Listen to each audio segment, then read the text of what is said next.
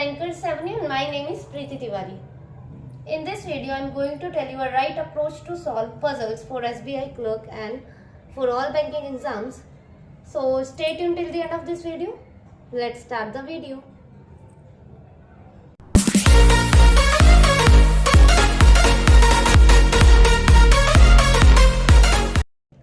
ठीक है, स्टार्ट करते हैं फर्स्ट स्टेटमेंट से। एंड हिंदी मीडियम वालों के लिए क्वेश्चन मैंने स्क्रीन पर लगा दिया, आप वहां से रीड कर लीजिए।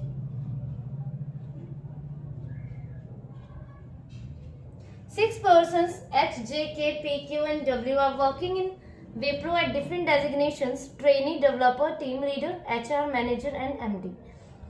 Each person earns different salary. Note दे के इन्होंने लिख रखा है, the designation are given in increasing order such that trainee is the junior most and MD is the senior most. ठीक है, ट्रेनी जो है ना वो जूनियर मोस्ट है, मतलब जूनियर है, ठीक है, एंड MD जो है वो सीनियर है, ठीक है। The salary earn by each person is decreasing order from MD to trainee. ठीक है, ये तो मतलब पता ही है कि MD की जो है वो सैलरी भी कैसी होगी, मतलब जिसकी जैसी पोजीशन होगी उसकी उस हिसाब से सैलरी होगी। MD की सबसे ज्यादा होगी और ट्रेनी की सबसे कम होगी सैलरी, ठीक है। चलो ठीक है। J works as either manager or developer. Only two persons are designated between J and Q who earns either rupees 24,000 और rupees 48,000। ठीक है, मतलब कि Q जो है या तो फिर 24,000 अर्न कर रहा है या तो फिर 48,000 अर्न कर रहा है, ठीक है। K is 3 persons senior to P. W is immediately junior to K where the difference between their salary is 8,000। मतलब W और K की जो सैलरी का डिफरेंस है वो कितना है, 8,000 है। The ratio of the salary earned by Q and H is 1:3। Q और H की सैलरी की जो रेशियो है 1:3 में है। अगर Q की सैलरी 24,000 है तो इसकी कितनी होगी, मतलब 1:24 है तो 24 × 3 इसकी हो जाएगी H की 72,000। और अगर Q की 48,000 है तो इसकी कितनी हो जाएगी, 48 × 3 144,000, सॉरी 1,44,000, ठीक है, okay.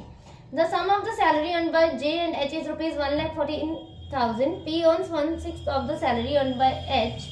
The difference between the salary earned by P and W is 14,000। ठीक है, P और W का जो डिफरेंस है कितना है, 14,000 का है, ठीक है। चलो बनाना स्टार्ट करते हैं। Is this visible to you? हाँ जी विजिबल है, ओके। ठीक है, हम कहाँ से, MD से स्टार्ट करते हैं। MD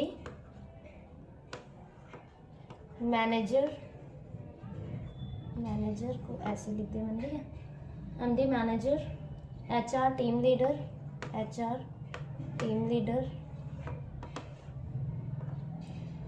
ठीक है, डेवलपर एंड ट्रेनी,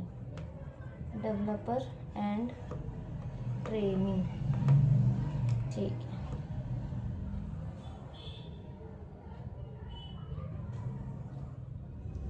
ठीक है, J works as either manager और डेवलपर। जो J जो है या तो मैनेजर है, ठीक है, एक जगह मैनेजर में रख देते हैं और एक जगह डेवलपर में रख देते हैं, ठीक है। Only 2 persons are designated between J and Q। ठीक है, J और Q के बीच में 2 का गैप है, रख देते हैं, 2 छोड़ के Q। चलो ठीक है, Q जो है या तो फिर 24,000 अर्न कर रहा है या तो फिर 48,000 कर रहा है, ठीक है। क्या करें, ठीक है, ऐसे में लिख देते हैं 24 या तो फिर 48, इसमें भी 24 या तो फिर 48। चलो ठीक है। K is 3 persons senior to P। ठीक है, K जो है 3 persons सीनियर है किससे, P से। And W is immediately junior to K। मतलब W जो है immediately junior है किससे, K से। तो ठीक है, मतलब ऐसा हमें कुछ स्ट्रक्चर चाहिए। तो देखो P यहाँ रखते हैं तो एक छोड़ के W और K आ जाएंगे, ठीक है, आ जाएंगे। एक जगह ये अगर P को यहाँ रखते हैं तो 2 छोड़ के K तो आ जाएगा पर W को हम सेट नहीं कर पाएंगे, ठीक है। K is 3 persons senior to P। तो ठीक है, P 2 छोड़ के K आ जाएगा, P 1 2 3 K यहाँ आ जाएगा पर नीचे W नहीं आ पाएगा। मतलब यही जगह है जहाँ पे हम सेट कर पाएंगे, तो कर देते हैं, ठीक है। इसमें भी सेम, P को यहाँ रखेंगे तो 2 छोड़ के K तो आ जाएगा पर W हम सेट नहीं कर पाएंगे, तो इसका मतलब यहाँ ही आ सकता है। अब क्या बच गया, H। तो H को हम देख लेते हैं, यहाँ पर रख देते हैं, ठीक है। चलो अब करते हैं एक एक करके इनकी सैलरीज के अकॉर्डिंग जो है आगे रीड करते हैं, ठीक है। Where the difference between W and K का जो सैलरी का डिफरेंस है, लिख देते हैं W और K का सैलरी का डिफरेंस कितना है, 8000 का है, ठीक है। And ratio of the salary earn bye Q and H, Q और H की जो सैलरी का रेशियो है 1:3 में। तो देखो Q की सैलरी या तो फिर 24,000 होगी या तो फिर 48,000 होगी, ठीक है। इतना तो हमें कंफर्म है, इन्हीं दोनों सैलरी में से एक होगी। और H की सैलरी हमें जो है ना एक एक करके वो करनी पड़ेगी। देखो अगर इसकी 24,000 है तो इसकी 72,000 होगी, तो ठीक है 72 रख देते हैं। और अगर Q की सैलरी 48 है तो इसमें 1,44,000 होगी, समझ आया ना। तो हमें एक जगह 1,44,000 भी रखना होगा, सेम इसमें भी 72 या तो फिर 1,44,000, ठीक है। पता है ना 1 की वैल्यू अगर 48 है तो 48 × 3 कर देंगे, ठीक है। तो ये इस रेशो की वैल्यू आ गई, ठीक है। चलो ठीक है,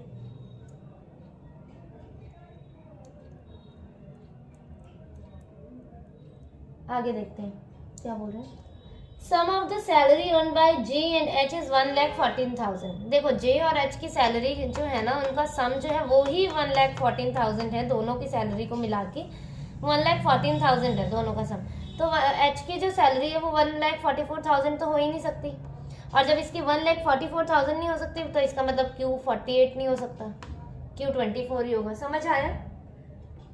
J और H की सैलरी जो है उसका सम जो है क्या है 1,14,000 है, ठीक है। 1,14,000 है तो इसकी 1,44,000 कैसे हो जाएगी H की सैलरी, क्योंकि जब इन दोनों का सम चाहिए हमें तो एक की सैलरी 1,44,000 है, तो ऐसा थोड़ी ना हो सकता है, इन दोनों के सम बोला है उन्होंने। तो ठीक है, जब इसकी 1,44,000 नहीं है तो यहाँ 48 नहीं आ सकता सैलरी, ठीक है। अब हमें कंफर्म पता चल गया कि क्योंकि सैलरी 24,000 है एंड H की 72,000 है। चलो जब H की 72,000 है तो हम इसमें से माइनस करके J की सैलरी निकाल सकते हैं, ना। 42,000 आ गई, J की सैलरी कितनी आ गई 42,000, तो ठीक है 42,000 यहाँ पे भी रख देते हैं 42,000। अब देखो एक चीज नोट करो, मैनेजर की पोस्ट जो है डेवलपर की पोस्ट से ऊपर है, तो मतलब मैनेजर की जो सैलरी होगी डेवलपर की सैलरी से ज्यादा होगी ना। अगर आप किसी कंपनी में ऊपर पोजीशन में हो, ठीक है, तो आपकी सैलरी ज्यादा होगी ना। और कोई जैसे हाँ पीओ और क्लर्क में ले लो, पीओ की सैलरी ज्यादा होगी ना एज कम्पेयर टू क्लर्क। ये तो नहीं है क्लर्क अगर 50,000 ले रहा है तो पीओ 30,000 लेगा, ऐसा तो नहीं होगा। तो देखो यहाँ डेवलपर की सैलरी 42,000 है और मैनेजर की सैलरी 24,000 है, ऐसा तो पॉसिबल ही नहीं हो सकता, इसका मतलब ये कंडीशन गलत, ठीक है। चलो के डब्ल्यू और पी निकालना है ना। आगे देखते हैं, P earns 1/6 of the salary earn bye H, ठीक है। P जो है 1/6 है किसकी सैलरी का, H की सैलरी का। तो 72,000 का 1/6 तो देख लो कितना हो जाएगा, 12,000 हो जाएगा, तो ठीक है 12,000 यहाँ पे आ गया। चलो आगे, the difference between the salary earn bye P and W is 14,000। P और W की सैलरी में कितने का डिफरेंस है, P और W की सैलरी में ना, हाँ 14,000 का। अब देखो ये 12,000 है तो इसकी सैलरी, ये टीम लीडर और ये ट्रेनी है, तो टीम लीडर की सैलरी जो है उससे ज्यादा ही होगी ट्रेनी से, तो 12 + 14 कितना आ जाएगा 26,000, ठीक है। अब K और W की सैलरी में कितना डिफरेंस था 8 का, और K की सैलरी ज्यादा होगी तो 26 + 8 कर देते हैं 34,000। समझ आया कैसे किया। MD H 72,000, manager J 42,000, HR K 34,000, team leader W 26,000, developer Q 24,000, trainee P 12,000। This is our final arrangement, ठीक है। ये अब हमारा फाइनल जो है अरेंजमेंट बना। नेक्स्ट वाली देखते हैं।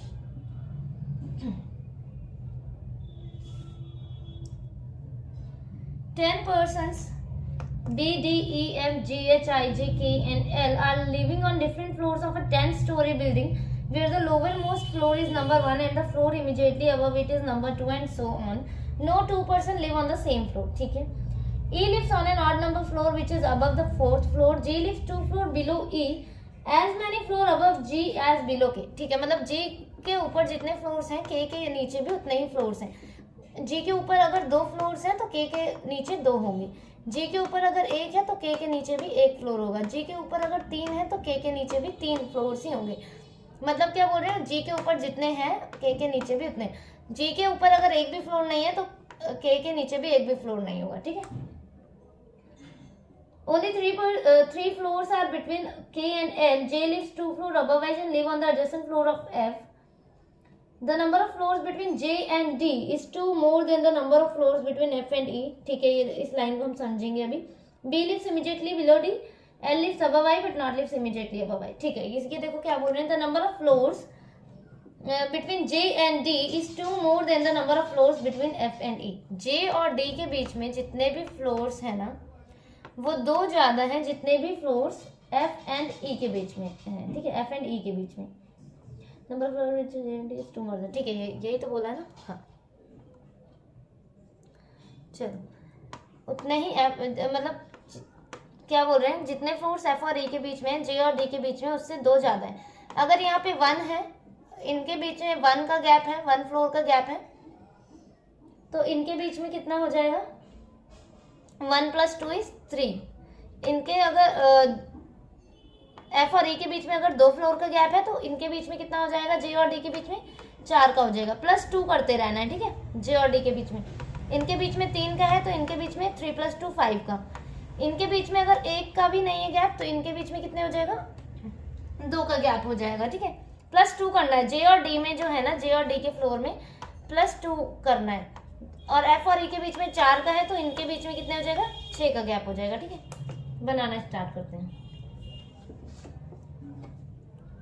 10 9 8 7 6 5 4 3 2 and 1।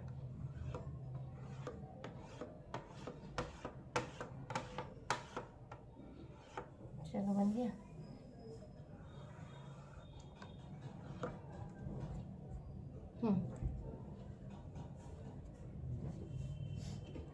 E lives on an odd number floor which is above 4th floor, ठीक है। ये जो है above 4th है और odd में है, तो एक 5 में रख देते हैं, E को 7 में है रख देते हैं और 9 में रख देते हैं, ठीक है। 3 ही जगह बचेंगे odd में, ठीक है। G lives 2 floor below E. G जो है 2 फ्लोर्स नीचे है तो एक छोड़ के G, एक छोड़ के G।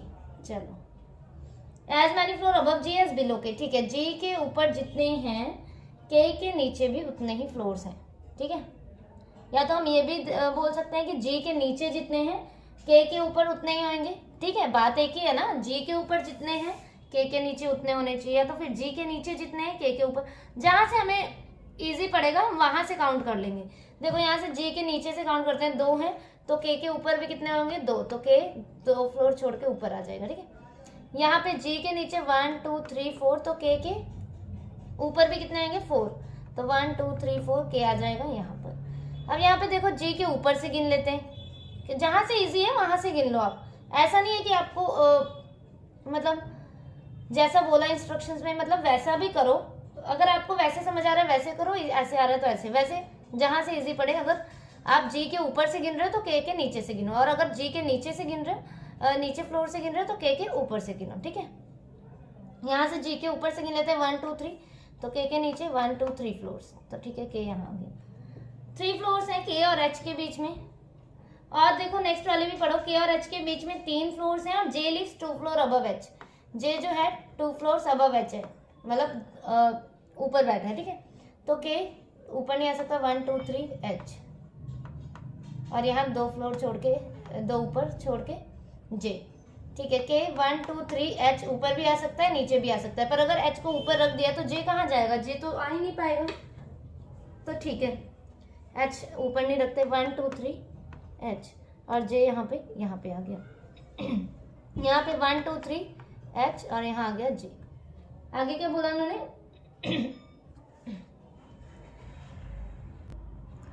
देखो ये क्या बोला इन्होंने कि J lives 2 floor above H and lives on adjacent floor of F। मतलब J और F का जो फ्लोर है ना वो एक साथ है, तो मतलब जहां पर भी है एक साथ में है, तो J यहाँ है, F यहाँ आ सकता है, ठीक है। J यहाँ, F यहाँ आ सकता है, पर इसमें F कहाँ रख सकते हैं, नहीं रख सकते, मतलब ये कंडीशन ही गलत होगी, ठीक है। Number of floor between J and D is 2 more than the number of floor between F and D. ठीक है, जे और डी के बीच में जितने भी फ्लोर्स हैं वो 2 ज्यादा हैं जितने भी फ्लोर्स एफ और ई के बीच में। तो एफ और ई के बीच में देखो कितने फ्लोर्स हैं, इसमें 1 का गैप है। एफ और ई के बीच में फर्स्ट वाले में 1 का गैप है, तो जे और डी के बीच में कितने हो जाएंगे, 3 फ्लोर्स हो जाएंगे। ठीक है, रख देते हैं 1 2 3 डी, 1 2 3 डी। ठीक है, दोनों जगह आ सकते हैं ना। देखो या तो फिर अगर मैं डी को यहाँ रख दूं, एक एक को मैं सेट करके दिखाता हूँ, 1 2 3 डी, और आगे क्या बोला, B lives immediately below D. ठीक है, डी और बी यहाँ, तो एल और आई के लिए ये जगह बचेगी, पर उन्होंने बोला L lives above I but not immediately above, मतलब एल ऊपर तो है आई के पर इमीडिएटली अबव नहीं है, तो भी एल आई यहाँ आएंगे, गलत हो जाएगी। डी और बी यहाँ नहीं रख सकते। अगर यहाँ रख दिया डी और बी, फिर भी एल और आई के लिए यही जगह बची, मतलब हर जगह से ये कंडीशन गलत होगी। ठीक है, यहाँ देखते हैं एफ और आई के बीच में, एफ और ई के बीच में कितने का गैप है, कितने फ्लोर्स का, 1 2 3। ठीक है, एफ और ई के बीच में 3 फ्लोर्स का गैप है, तो जे और डी के बीच में कितने फ्लोर्स का गैप हो जाएगा, जे और डी के बीच में हो जाएगा 5 फ्लोर का गैप, 3 + 2 5 हो जाएगा। ठीक है, रखते हैं 1 2 3, वेट, एफ और ई के बीच में था ना, हाँ, जे लिव्स 2 फ्लोर अबव एच। ठीक है, 3 4 है के और एच के बीच में।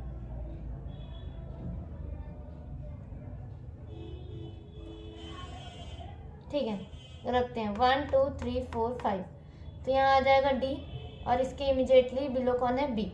ठीक है, अब क्या कंडीशन रहेगी, एल लिव्स अबव आई। ठीक है, एल जो है अबव आई है, एल को यहाँ सेट कर देते हैं, आई के लिए ये जगह बची, पजल जो है हमारी बन गई। ठीक है, डी बी एल ई के जी जे एफ एच आई। ठीक है, नेक्स्ट वाली देखते हैं।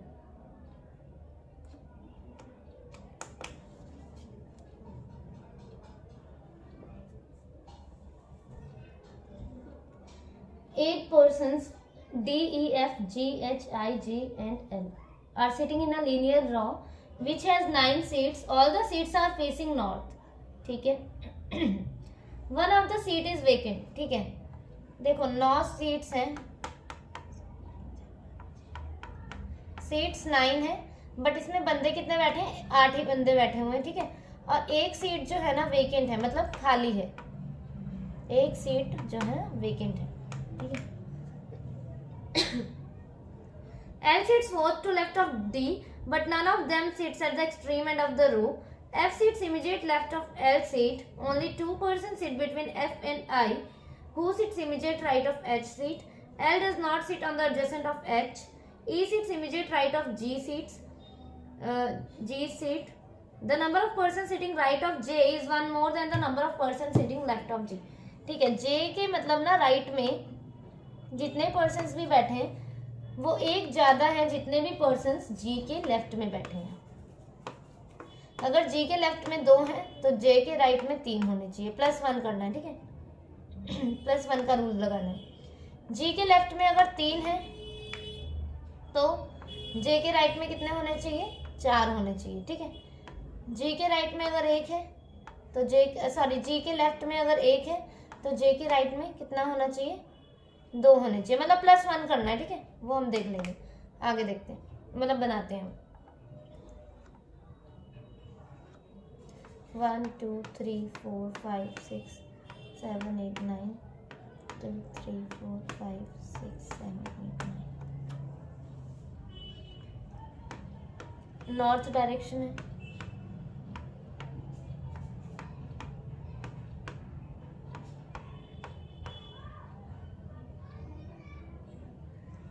चलो ठीक है, एल जो है ना 4th to left of D है, but none of them sits at the extreme end of the row, पर एक्सट्रीम एंड में नहीं है, तो ठीक है डी को यहाँ से रखते हैं डी 1 2 3 4 एल।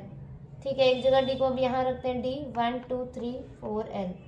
ठीक है, एक और कंडीशन बनेगी भाई, डी को यहाँ रख के एल यहाँ भी तो आ सकता है, और ये दोनों एक्सट्रीम एंड पे नहीं है। ठीक है, 1 2 3 4 5 6 7 8 9,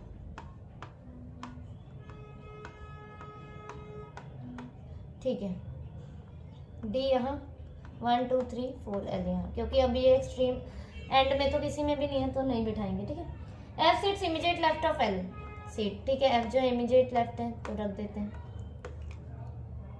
2 पर्सन्स हैं एफ एंड आई के बीच में, I who sits immediate right of H, ठीक है। 2 पर्सन है एफ और आई के बीच में, यहाँ देखना 2 पर्सन्स हैं एफ और आई के बीच में, मतलब 2 पर्सन सीट, मतलब 2 सीट है एफ और आई के बीच में, और आई जो है ना इमीडिएट राइट है किसके, एच के, ऐसा कुछ बनेगा, ठीक है। ध्यान से सुनना, देखो उसके नेक्स्ट वाली लाइन में क्या लिखा है, L does not sit adjacent to, L does not sit on the adjacent seat of H, L H के साथ नहीं बैठा है, तो ठीक है। देखो एफ 2 छोड़ के अगर आई मैं यहाँ रखती हूँ तो एच तो यहाँ आएगा, समझ रहे हो, 2 छोड़ के आई यहाँ पे तो रख नहीं सकते, 2 छोड़ के आई अगर यहाँ रख दिया तो एच यहाँ आएगा, और एल एच के एडजेसेंट में नहीं है, एल जो है ना एच के एडजेसेंट में नहीं है, और एक वेकेंट सीट भी है, ये भी याद रखना, एक जो है वेकेंट सीट भी है। तो हमें क्या करना है ऐसी कंडीशन में, क्या करना है कि ठीक है, क्या बोला उन्होंने, 2 person seat between F and I who sits immediate right of H. 2 person seat मतलब 2 पर्सन होने चाहिए, सीट 3 भी हो सकती हैं, बस बैठे उसमें 2 ही होने चाहिए, तो ठीक है, ये भी तो हो सकता है ना, 1 2 3 करके हम क्या करें, आई को यहाँ रख दें और एच को यहाँ रख दें, हमारी कंडीशन भी हो जाएगी, और 2 पर्सन्स भी हो गए ये, और इस हिसाब से वेकेंट सीट कौन सी होगी, ये वाली वेकेंट होगी। 2 person seat between F and I, समझने की कोशिश करना, ठीक है। 2 पर्सन की सीट बोली है उसने, एफ और आई, मतलब एफ और आई के बीच में 2 पर्सन बैठने चाहिए, सीट्स से कोई वो नहीं है, क्यों, उन्होंने बोला 2 पर्सन सीट मतलब बैठे हुए हैं, 2 person seat between F and I, तो ठीक है, एक वेकेंट सीट भी तो है, 2 ही पर्सन बैठे हैं एफ एंड आई के बीच में, और एच जो है इमीडिएट राइट ऑफ एच है, और एल भी एच के एडजेसेंट में नहीं है, तो मतलब ये वाली सीट क्या है, वेकेंट है, इसमें कोई नहीं बैठा। चलो ऐसे इसने 2 छोड़ के आई यहाँ रखा, एच यहाँ आ जाएगा, इसका मतलब यहाँ पे भी ऐसे ही करना पड़ेगा, सेम इसमें भी आई सॉरी हाँ आई यहाँ एच यहाँ, ठीक है। चलो E seats immediate right of G seats, E जो है इमीडिएट राइट है जी के, तो जी यहाँ ई यहाँ, इसमें मतलब जी और ई के लिए दोनों इकट्ठे सीट चाहिए, यहाँ पे भी जी यहाँ ई यहाँ पे जी ई यहाँ भी आ सकते हैं, ये वेकेंट होगी, ठीक है, और यहाँ भी आ सकते हैं, ठीक है। चलो ठीक है, नेक्स्ट वाली कंडीशन रीड करते हैं, number of person sitting to the right of J is 1 more than the number of person sitting left of G. अच्छा, जी के लेफ्ट में जितने भी हैं जे के राइट में, देखो यहाँ तो जी यहाँ है, जे के लिए यही एक जगह बची है, तो कंडीशन ही गलत होगी क्योंकि ये दोनों ही एंड में होगी। चलो ठीक है, अब जी यहाँ है, वेकेंट सीट यही है हमारी एल और एच के बीच में, जे हमारा कहाँ आएगा, जे यहाँ आएगा। चलो इसमें देखते हैं, देखो जी के राइट में जितने भी सॉरी क्या बोला है, हाँ जी के लेफ्ट में जितने पर्सन है, जे के राइट में एक ज्यादा होना चाहिए, ठीक है, मतलब जे के राइट में +1 करना है हमें ना, तो जे के राइट में देखते हैं 1 2 3 4 5 6 7, जे के राइट में कितने 7, जी के लेफ्ट में कितने होने चाहिए, अब 6 होने चाहिए, तो 1 2 3 4 5 6, कंडीशन ये वाली ठीक होगी हमारी।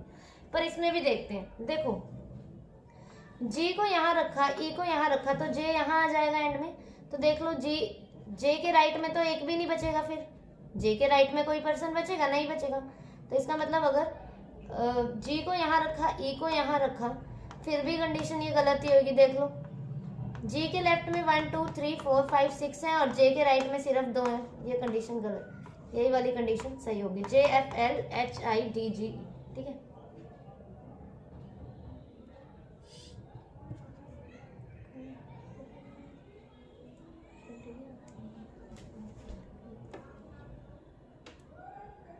ठीक है,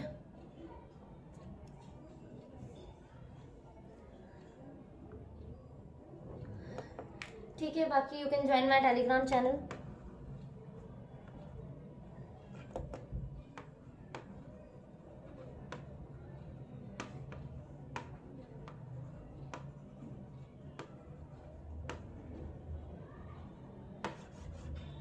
Okay, thank you for watching the video.